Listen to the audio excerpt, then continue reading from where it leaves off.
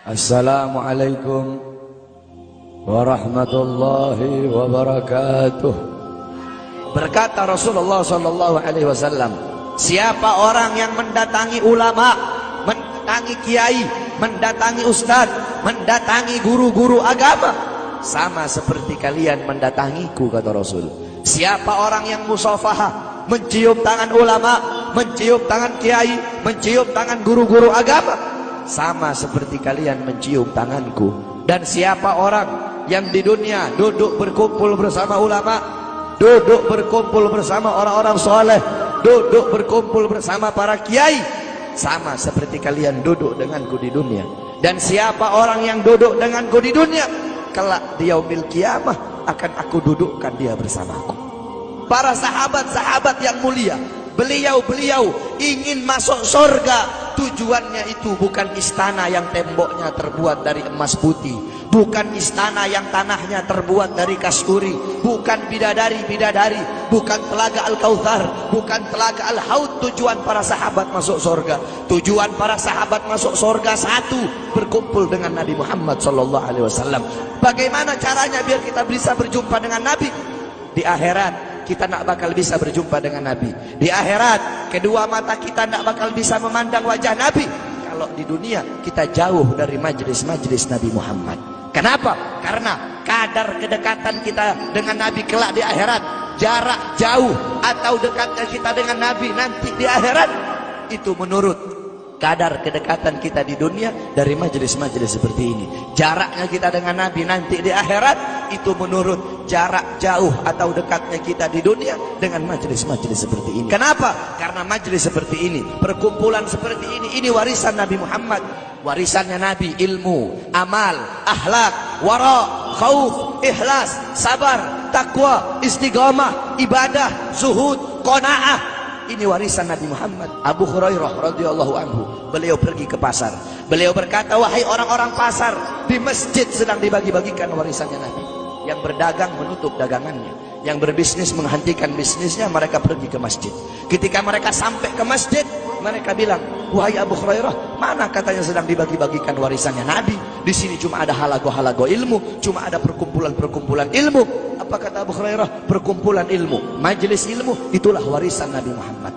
Warisan mana yang lebih berharga selain daripada warisan Nabi Muhammad? Warisan mana yang lebih bermanfaat selain daripada warisan Nabi Muhammad? Oleh karena itu bersyukur kita kepada Allah, karena Allah jadikan kita hamba-hamba yang duduk di majelis ilmu. Cuma ini golongan yang mulia di muka buminya Allah. Kata Rasulullah, satu kali pandanganmu, engkau memandang orang alim, engkau memandang orang ahli agama, pandanganmu itu lebih mulia, lebih baik, lebih utama daripada engkau menyedekahkan 1000 kuda untuk orang-orang yang berjuang di jalan Allah. Dulu ada satu orang fasik, orang yang suka berbuat dosa. Ini orang fasik dikuburkan di dekat makam Zanbal. Ini orang fasik dikubur di dekat makamnya orang-orang soleh. Beberapa minggu kemudian ada seorang wali bermimpi. Seorang wali bermimpi bahwasanya orang fasik itu sedang disiksa oleh Allah, sedang diazab, sedang disiksa oleh Munkar dan Nakir. Tulang-tulangnya diremukkan. Tiba-tiba ketika dia sedang dalam penyiksaan, Fagil Mugaddam masuk ke dalam kuburnya orang fasik tersebut. Fagil Mugaddam masuk dan Fagil Mugaddam bilang, wahai Munkar Nakir, pergilah engkau. Jangan engkau siksa orang ini. Dengan engkau menyiksanya, teriakan dia, jeritannya dia mengganggu zikirku kepada Allah Subhanahu wa ta'ala. Orang fasik tersebut dapat syafaat hanya karena kuburnya dekat dengan makomnya orang soleh.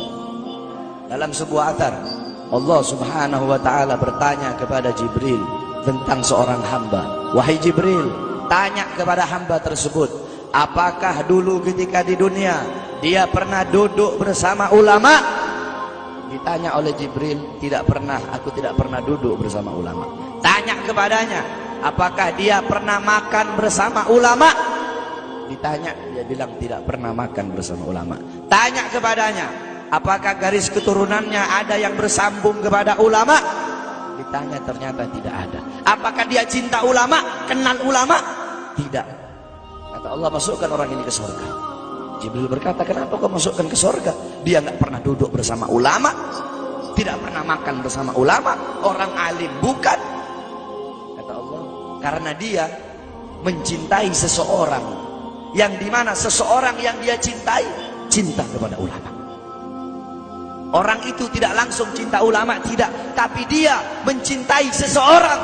Seseorang yang dia cintai itu cinta kepada ulama. Mereka orang-orang yang mengutamakan Allah di atas segala-galanya, sehingga Allah mengutamakan mereka di atas segala-galanya.